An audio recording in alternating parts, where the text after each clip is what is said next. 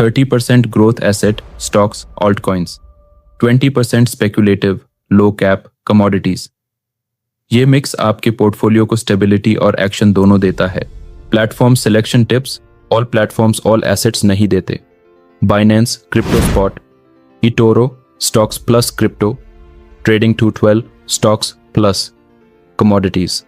Bybit, mostly crypto, choose platform based on regulation, security. Asset variety. मुझे trading शुरू करते time सिर्फ crypto ही नज़र आता था, लेकिन जब गोल्ड और स्टॉक्स का स्टेबिलिटी देखा तो समझा स्पॉट ट्रेडिंग एक बाजार है जहां हर स्टॉल का अपना फ्लेवर होता है। Mistakes to avoid. Don't depend on just one asset class. Don't buy based solely on the news.